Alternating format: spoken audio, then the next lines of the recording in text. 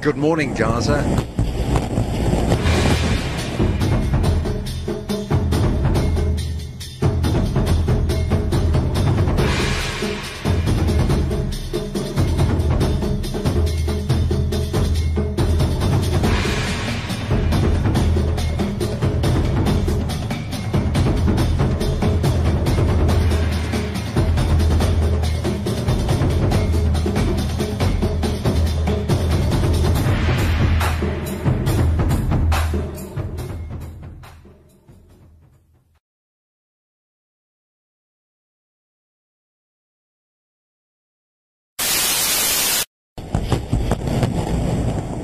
Good morning, Gaza.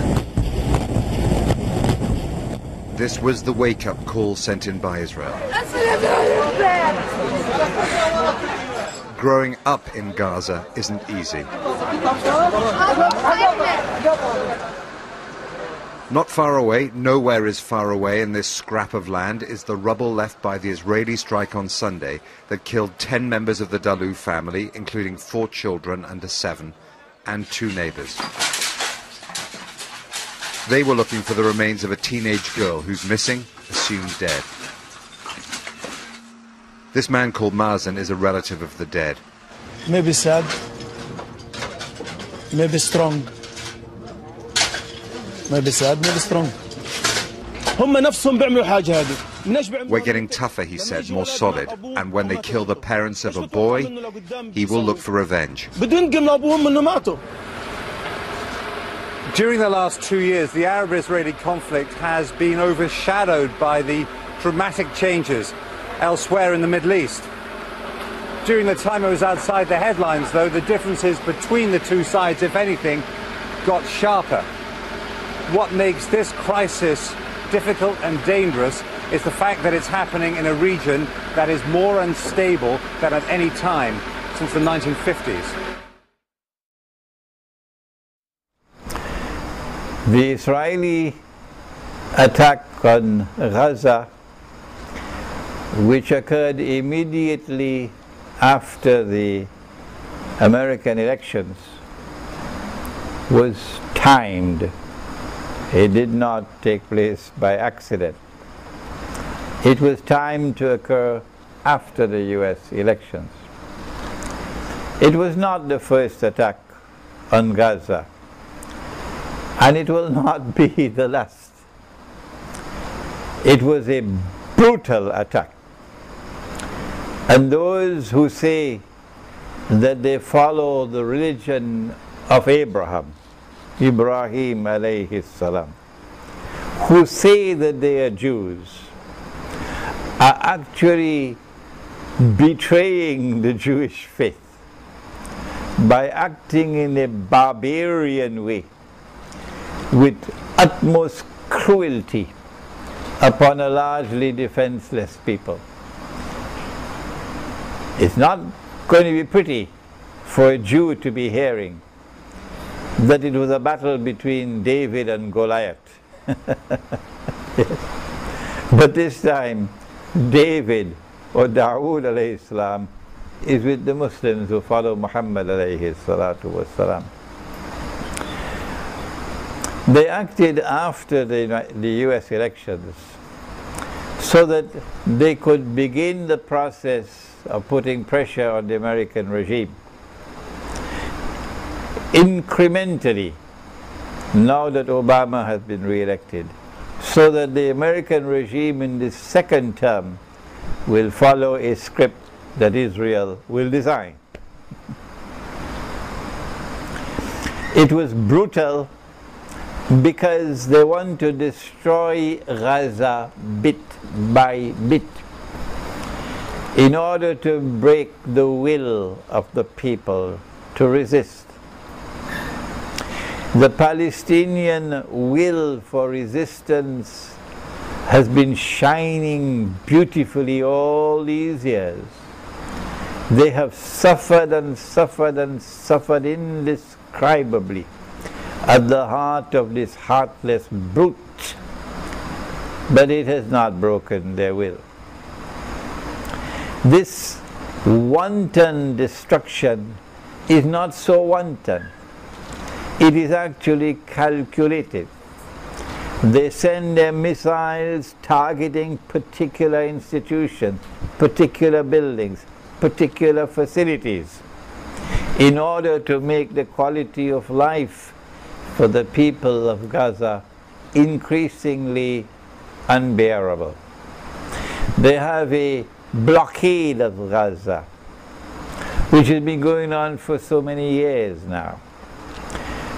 What they are planning, it appears to me, is to try to so escalate the oppression on Gaza that the next time around, we'll come back to this time in a moment, that the next time around, or maybe the one that follows the next time, would be such a monstrously wicked attack, such a brutal attack, that the people will have to flee.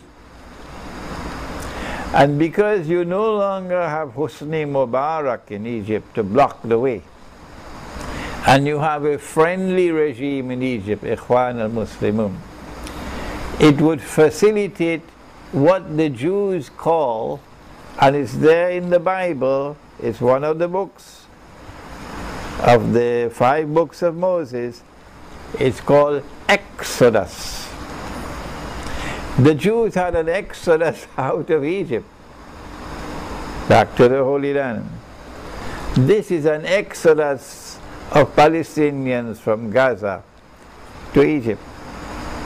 That seems to be the ethnic cleansing plan that they have in store for Gaza. And maybe after they finish with Gaza, they will then turn to the West Bank. What do we do in such a situation the next time around, when their jets start sending missiles into Gaza, and then they plan a ground invasion into Gaza? What do we do? The answer is, at least, if nothing else, women and children, and the elderly and the handicapped should be allowed to make hijrah. At least. If you do not allow them to make hijrah, if you keep them captive in Gaza, you are betraying the sunnah of Muhammad alayhi salatu wasalam, who when he found his community under such attack in Mecca, he advised them hijrah, and they made hijrah to Medina. And so hijrah is the sunnah when you are faced with persecution that is unbearable. That is what Hamas has to study, and Hamas has to decide. And tonight we are warning Hamas that if you do not allow the hijrah of the women and the children and the elderly and the handicapped, if you do not allow that, then the blood of your mothers and your sisters and your daughters and your children, and the next attack come, will be on you. Will be on you. You have no excuse for not having hijrah when you have a brotherly Ikhwan government in Egypt. If you do not want to make hijrah, you want to remain and fight Israel, you can do that until you realize that you could no longer bear it. But you have no excuse for not allowing your women and your children and your elderly and the handicapped to make hijrah to Egypt. The next comment we have to make is that Hugo Chavez in Venezuela responded to the Israeli attack on Gaza, the last attack on Gaza in November, by abolishing all visa restrictions for Palestinians to enter Venezuela. Shame on the world of Islam. Shame on the world of Islam. that Hugo Chavez in Venezuela should do what the world of Islam should have done a long time ago. So we call tonight, and we ask all those who hear this call to lend their voices to the call and to mobilize this call, that governments around the world of Islam should set the example and remove all visa restrictions for Palestinians wishing to make hijrah out of Gaza, at least, out of Palestine as a whole. When they come and they seek refugee status, then the decent thing to do is to grant them refugee status.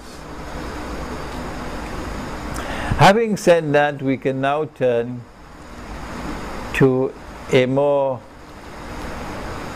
detailed analysis of the attack on Gaza.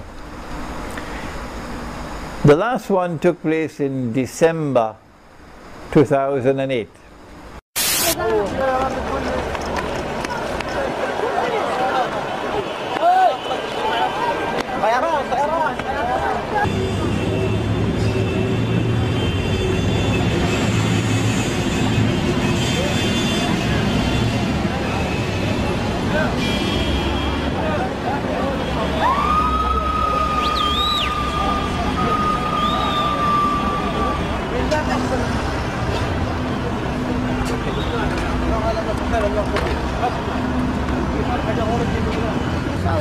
من الصف انفجارات لو جينا نزل لو الناس تصوتوا طلاب المدارس في منهم من حالة الرعب والخوف.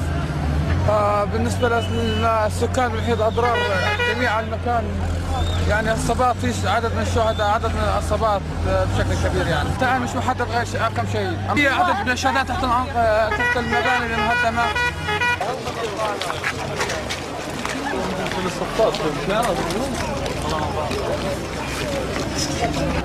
كنا عند باب المدرسة، كنا قاعدين احنا وبنات الصفي وانهم اجت الدب واحنا خفنا وشردنا برا المدرسة ونزقت لنا روحوا شفنا حريقة روحونا من عند شارع الداخلي.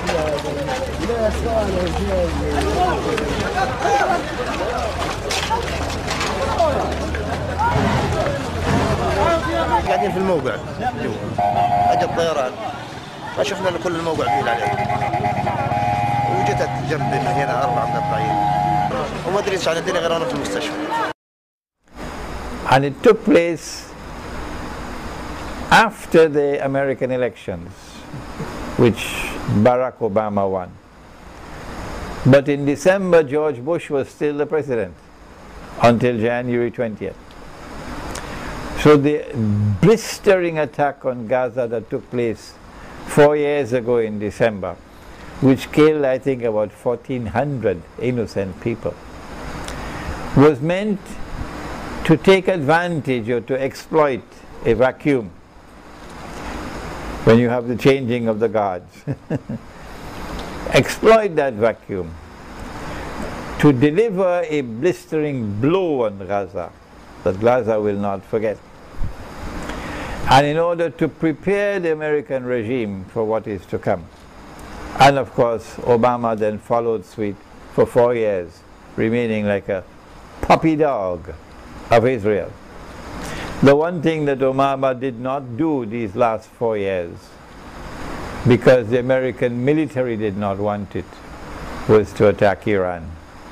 We don't know how long the American government will be able to hold off. But so far the attack on Iran has not taken place.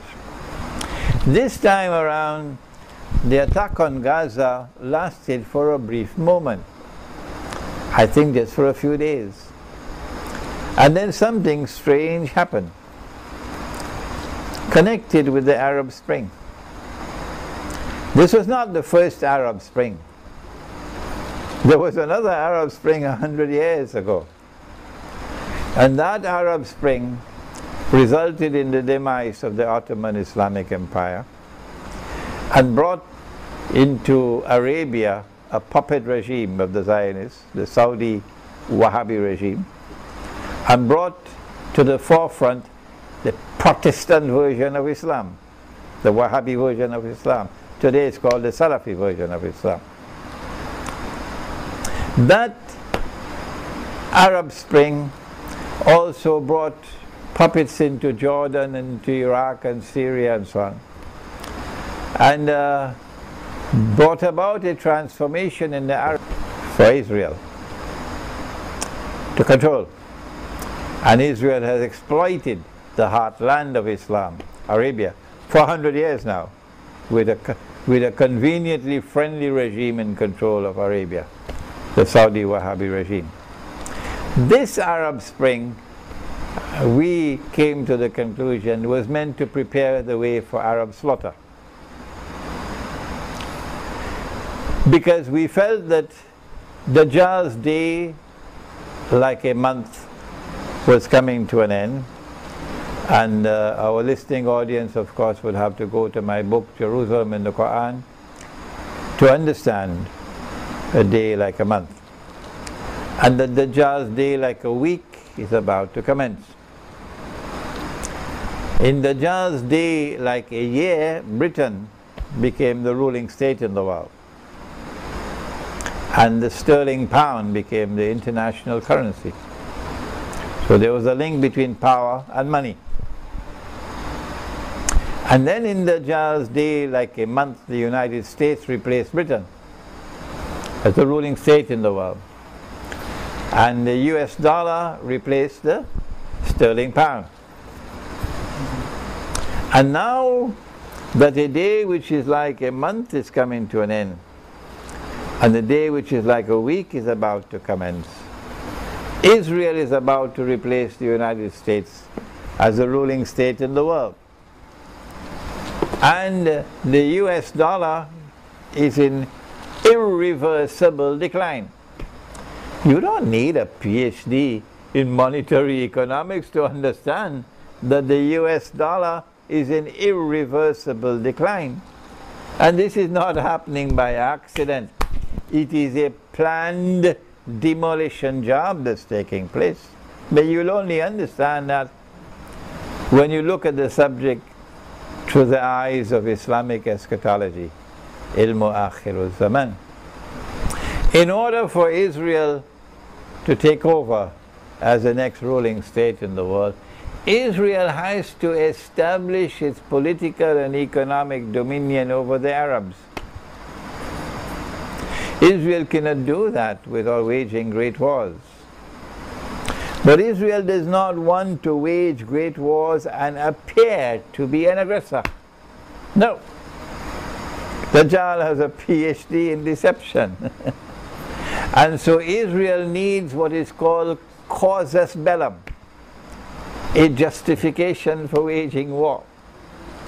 That justification is that the Arab Spring should result in Islamic governments taking control of the Arab world. And when the so-called Islamic governments take control of the Arab world, these Islamic governments must then be portrayed as a threat to Israel, and that Islam is menacing the world. A dual threat. A threat to Israel and a threat to the world, to mankind. At the heart of the Arab world is Egypt.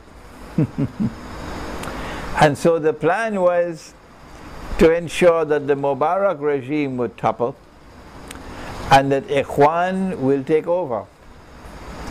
And on Judgment Day we'll see, and I hope Ikhwan is listening to me.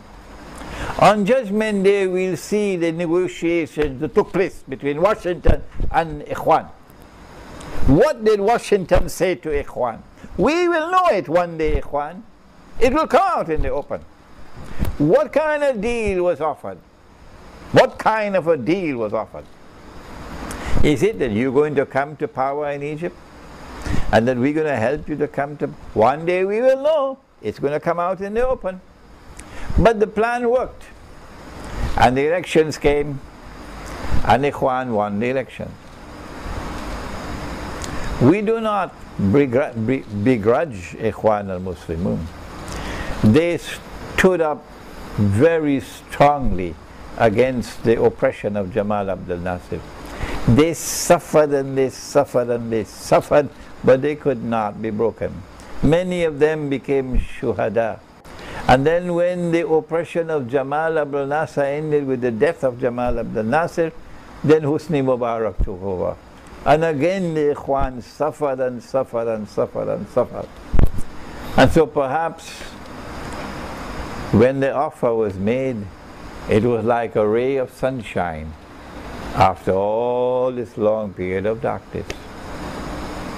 And so the elections led predictably so to Ikhwan victory. We knew it before. But even though Ikhwan won the elections, there were two formidable obstacles in their way of taking control of Egypt. One was the military, and the other was the judiciary. And now I ask my listening audience, it seems curious to me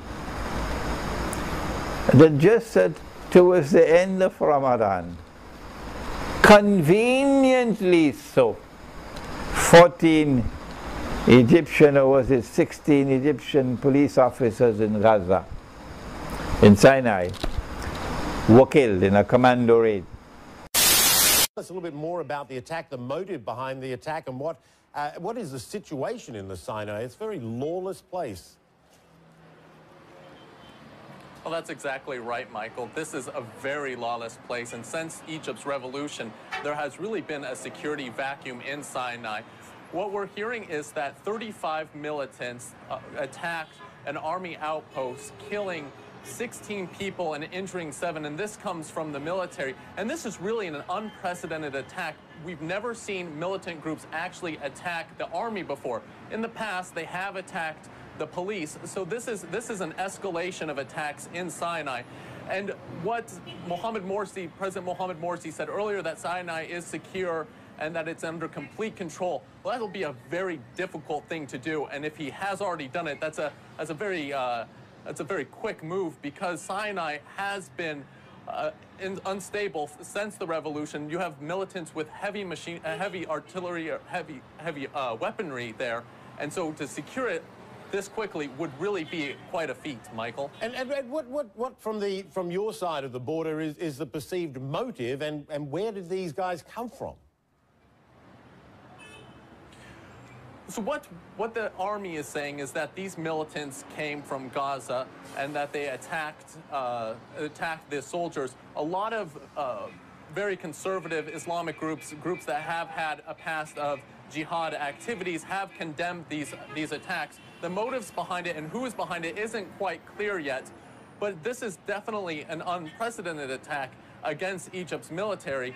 And there has been a lot of strong condemnation from all across Egyptian society, and as well as Hamas has condemned these attacks.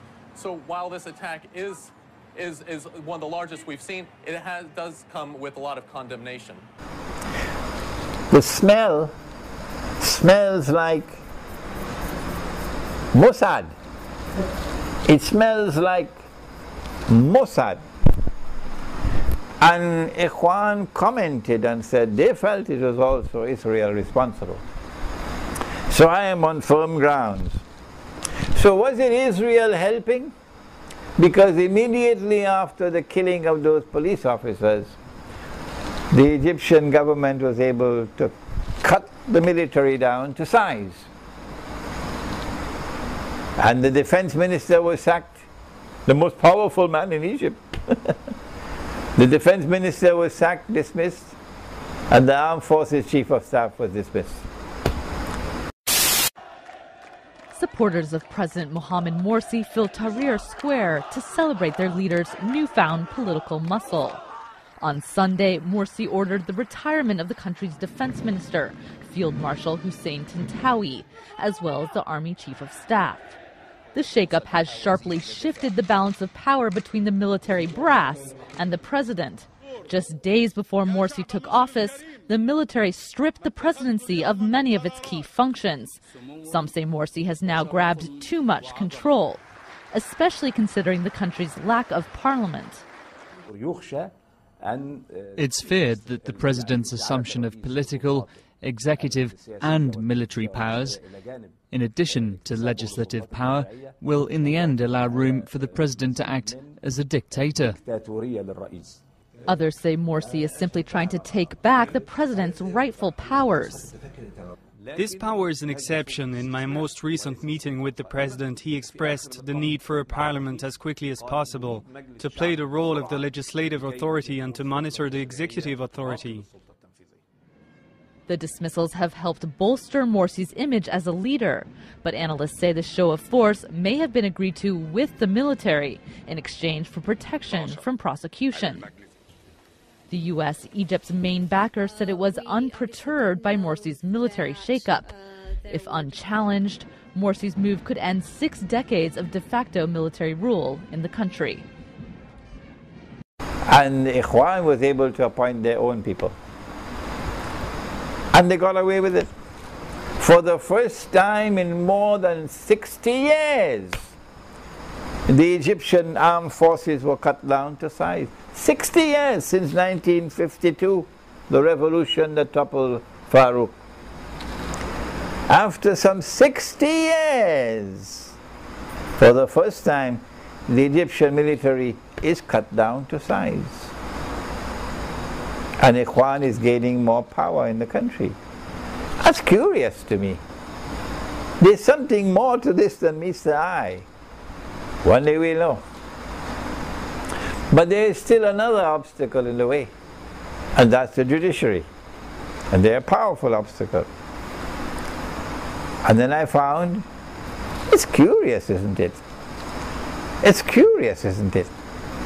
That as soon as Israel launches this blitzkrieg on Gaza, and the whole world is watching the Palestinians being devastated with Israeli missiles, along comes the Egyptian president to broker a ceasefire between the oppressor and the oppressed. But excuse me, I thought that Islam came to liberate the oppressed and to oppose oppression. I didn't know that Islam came to broker a ceasefire between oppressor and oppressed. Come on, Ikhwan, please teach me what is Islam. This sounds to me ridiculous.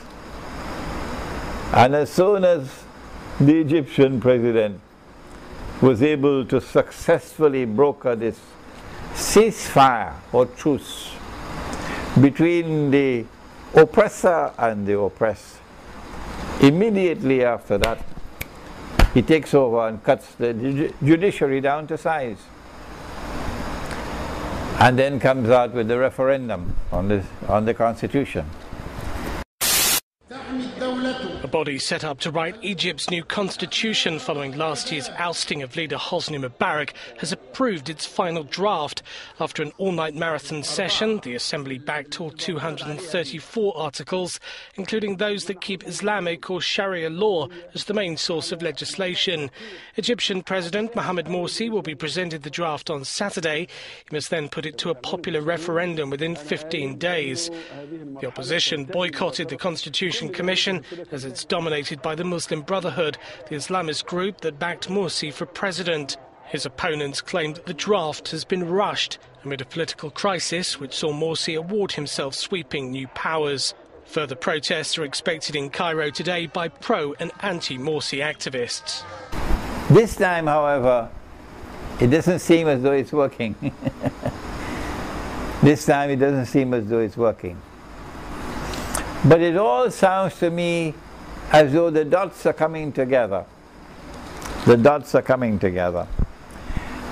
That what the Zionists want is an Ikhwan government that will be fully in control of Egypt. So that when Ikhwan is fully in control of Egypt, an Islamic government, they can then put the blame on Egypt for terrorism, supporting the Palestinians, for example, becoming a terrorist state, threatening Israel, and that the Arabs are rising up and menacing Israel and so on, and that Israel can then wage her great wars. This is my analysis of Gaza. In favor, 138. The result is clear. The consequences of the vote are not. Abstentions. It was expected the United Nations General Assembly would overwhelmingly back the idea of enhanced Palestinian status. And it did. Palestinian President Mahmoud Abbas made his case, insisting he was trying to save the peace process, not end it. We did not come here to add further complications to the peace process, which Israel's policies have thrown into the intensive care unit. Rather, we came to launch a final, serious attempt to achieve peace. The Israelis knew this was a vote they were likely to lose, but they still called on the Assembly to reject the idea, attacking the Palestinian president and the plan. For as long as President Abbas prefers symbolism over reality, as long as he prefers to travel to New York for UN resolutions, rather than travel to Jerusalem for genuine dialogue, any hope of peace will be out of reach. The Palestinian support came from across the globe, South American, Asian and Europeans casting their vote in favour. There were 9 votes against, the most significant, the USA. Today's unfortunate and counterproductive resolution places further obstacles in the path to peace. That is why the United States voted against it. The United Nations organization is an international organization which is a successor to the League of Nations. These two international organizations were created by the ruling powers in the world, the European ruling powers. And they were created to function in such a way as to facilitate European rule over the world. The European rule over the world was meant to advance the Zionist agenda, Dajjal's agenda. But you'd only know that through Islamic eschatology. The Charter of the United Nations organization established a Security Council of the United Nations and gave to the Security Council supreme authority in the world in all matters pertaining to international peace and security. And who defines what is peace and security? The Security Council defines that. But the Sharia of Islam does not allow us to submit to any authority other than to Allah as supreme authority, particularly in matters pertaining to war and peace. And so membership in the United Nations organization is clearly, plainly, as plain as daylight, in conflict with the Sharia. It is disgraceful, really, and I feel so sad to have to use such harsh language. It is disgraceful that Islamic scholarship has never as yet responded to the Charter of the United Nations organization. That the scholars of Islam have yet to point out that there is a conflict between the Charter of the UN and the Sharia, and that membership of Muslim countries in the United Nations organization is in conflict with the Sharia, number one, and it is meant to facilitate the Zionist quest to rule the world, number two. About 12 years ago, just before 9/11, you had an Islamic emirate in Afghanistan and they were claiming that they were the Khilafah and that Mullah Umar was Amirul Mu'mineen. But the United Nations would not recognize them. as the legal representatives of the Afghan people. Now, although they were in control of the country.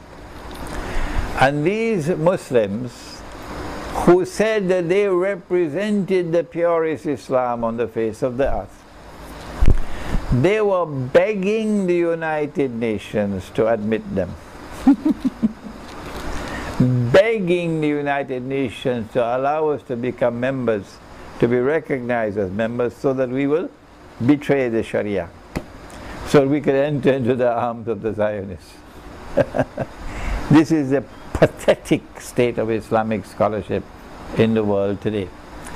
As it was in Afghanistan, the same blindness is there in Palestine, except that this one in Palestine is worse, in that Allah has warned in the Quran, in Surah Al-Anbiya, بعد أعوذ بالله من الشيطان الرجيم ولقد كتبنا في الزبور من بعد الذكر أن الأرض يرثها عبادي الصالحون, that only my righteous servants will inherit the ard. That includes most of all Al-Ardul Muqaddasa. Al-Ardul Muqaddasa. So you cannot establish a secular state in the Holy Land and expect that you can survive Allah's wrath. The Jews know that. Why? How come the Muslims don't know that? The Jews are going to transform Israel from a secular democracy to a monarchy tomorrow, because the Jews know that they have to establish a replica of what Dawood alayhi salam and Sulaiman alayhi salam had, in order for it to be recognized as Holy Israel. And the Palestinians are beating the drums and celebrating, establishing a state which is a secular state, which is far removed from Holy Israel of Dawood alayhi salam and Sulaiman alayhi salam. So I believe they're being taken for a ride, deaf, dumb and blind. My language is harsh. I feel sad to use this harsh language, but when there are very, very few voices in the world today pointing to the reality of things, we have to speak loudly to be heard. الحالي هذا الحالي اي نعم، اللي عليها وهذا توسعه مع المدخل، وكذلك هذا التوسعه الكبرى اللي بالقبله، بالقبله قبل هنا على يمين القبلة كان يمين على يمين المحراب تصير على يمين من الناحية الجنوبية والناحية الغربية غربي جنوبي غربي جنوبي. ويعني هذا حاليا هذا الآن هذا الحالي وهذا الجديد، الكتلة هذه والكتلة هذه والكتلة الشمالية هذه واللي من هناك ساحة. بس هذا حالي بس أنا ما هي معجبتني. A scholar from Jordan sent a message to me after he heard my analysis of a hadith of the Prophet ﷺ, which is in the Sunan of Abi Dawood, that the Prophet said, alayhi salatu wasalam, umranu baytul maqdis kharabu yathrib. Kharabu yathrib khuruj al-malhama. Khuruj al-malhama fathul Constantiniya. Fathul Constantiniya khuruj al-dajjal. That at that time when Jerusalem will be flourishing and built up, at that time Medina would be in a state of destruction, buildings being destroyed, and in a state of forlorn destitution, desolation. And at that time when buildings are being destroyed and in a state of forlorn desolation, at that time look for the Malhama, the Great War. So we are on the doorstep now of that Great War, because the buildings are being destroyed in Medina. That's what the Saudis are doing. And also in Mecca. In addition to that, Medina has no status in the world today. It plays no role, none whatsoever, in the affairs of the world of Islam. None, zero. Nor in international affairs. It's in a state of forlorn desolation with buildings being destroyed. So we are on the doorstep of the Malhama. Perhaps within the next few months, the monstrously misguided government of Turkey, again so sad that I have to use this violent language, but mine has been a voice in the wilderness for too long, and the house is burning down, so someone has to speak. The monstrously misguided Turkish government, which is in the embrace of NATO and comfortable about it, would be tricked or will be urged and coaxed into attack on Syria. And if Turkey attacks Syria, I have said there's going to be civil war in Turkey, and Russia will attack Turkey. And when Russia attacks Turkey, Eastern Europe, Byzantine Eastern Europe will join with Russia, and then Muslims will support Russia against NATO to liberate Constantinople. That is the hadith of the Prophet ﷺ. And once there is a conflict between Russia and NATO, that's the world war. That's Malhama. That's around the corner. And so the Saudis are doing what the Prophet has already prophesied with the destruction of buildings. Not only that, when the US dollar finally collapses, it's already collapsed, it's being kept alive with maybe the, what do you call it, the pump that keeps the heart pumping. Yeah, it's already finished, it died, but they kept keeping it alive. When the US dollar finally collapses, they are going to destroy it. They have to bring something to replace it. The US dollar is not just a US dollar today. It has functioned since 1971, or 73 rather, as the US petrodollar. And if you listen to my lecture at the Riba conference on Islam, the petrodollar and beyond, you will understand how the US dollar became a petrodollar. The Prophet ﷺ prophesied it. It's just our incapacity to be able to read and understand the ahadith pertaining to Akhirul Zaman. He said that the river Euphrates will uncover a mountain of gold. What he meant by that was that an ocean of oil will function as a mountain of gold. When the ocean of oil functioned to back the US dollar, when King Faisal was tricked into agreeing that oil will be sold for only US dollar, which is in conflict with the Sharia. Conflict with the Sharia because Islam gives a free and a fair market. And also, not only you violating the free market, you're violating the fair market because the US dollar is not redeemable in gold anymore. It's just paper. That's all. As soon as Faisal was tricked into that in 1973, that oil will be sold for only US dollar, the US dollar began to fly high, flying high. For the next 40 years, the petrodollar. And now the Zionists are bringing it down. Something has to replace it. And that is the electronic and digital money controlled by the banking system. But that new money also has to be petro money, backed by oil. And the only way that Israel will be able to control money is if Israel will have the same relationship with Saudi Arabia that the United States had.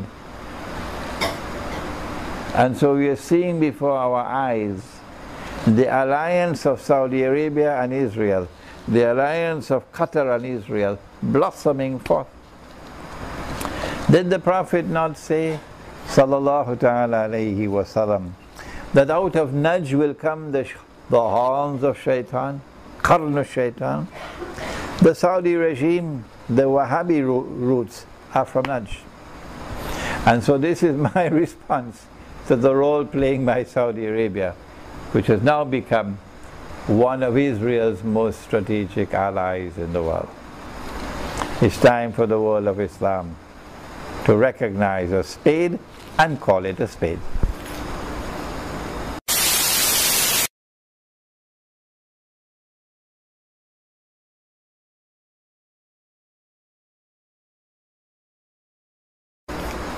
My advice to those who are in Britain, because most of the listening audience will be from Britain, but I know many in France are also listening, in Belgium. My advice is, if you can make hijrah out of NATO member states, make the hijrah. Because of the Quran, because of Surah Al-Ma'idah, verse number 51, where Allah says, وَمَنْ يَتَوَلَّهُ مِنْكُمْ فَإِنَّهُ مِنْهُمْ, that if you enter into friendship and alliance with them, you belong to them. If you're living in Britain and you are hostile to Britain and to British policies, you are in danger. You're in danger. Because the Zionists are going to cut you down. So you're going to have to water down your profile in order to survive, to keep your job, to keep your house, to keep your children at school. But if you want to live authentically as a Muslim, you should not be diluting your faith. And so make hijrah. Try to get out of these NATO member states. And if you cannot get out, then at least get out of the cities and go to the remote countryside. When you get out of London and you fly back to Pakistan, because your parents migrated from Pakistan, and you reach to Karachi, you find the same thing. The way of life is the same way of life. It's like Gog and Magog everywhere. There is universal corruption everywhere. There's violence, there's traffic jam, nothing works. And don't be surprised. Don't be surprised. Dajjal controls the cities around the world. And because of riba, he's brought Pakistan to its knees in poverty. When I went to Pakistan in 1964 as a student, $1 US was convertible into 1.70 rupees, I believe, 1 rupee 70 paisas or something like that. Today, $1 US is almost 100 rupees. This collapse of the rupee is collapse of the wealth of the country and the embrace of poverty. You don't need a PhD to understand that. So when there's abject poverty and destitution, you're going to have all of this chaos because people are being oppressed. So don't expect that you'll make hijrah to Karachi and be able to live comfortably. No. No. What you do is you head for the Pakistani countryside. Look for places where there is arable land, fertile land. And if you cannot get it in the plains, then head for the mountainsides. Pakistan has lots of mountains, plenty mountains. The Prophet said, sallallahu ta'ala alayhi wa sallam, the time will come when a believer, in order to preserve his faith, his Islam, will have to flee to the mountainsides where rain falls, meaning withdraw from society, meaning withdraw from society. Flee to the mountainside where rain falls. Take with him some sheep and goats, sustenance, okay? And so what we have done is we have advised building Muslim villages in the remote countryside. And that these villages should be small, must produce your own food, so you're not dependent on others for food. And you must produce pure food like you used to eat when you were children, or your grandfather's time. The food you ate at that time was tasty. This one looks like garbage. The fruit you used to eat was sweet. This one looks like plastic. And so food is being corrupted today. So you plant your own food. You do not use chemical fertilizers. You use organic farming. And when you build your Muslim community in the remote countryside, establish Islam in that community. You must be one jama'ah. You must have an amir. You must establish the deen in that jama'ah. This book of my teacher, The Quranic Foundations and Structure of Muslim Society, was written by my teacher Maulana Dr. Muhammad Fadlur Rahman Ansari rahimahullah in 2 volumes. 2 volumes, mashallah, and we have spent about 5 years to reprint this book in a new format. In this book, particularly in volume 2, what Maulana has done is to classify all your duties and all your rights as Muslims. Your political life, your economic life, your social life, and so on. And so this book is the handbook, the manual for establishing the Muslim village in the remote countryside. This is my advice for Muslims living in NATO member countries.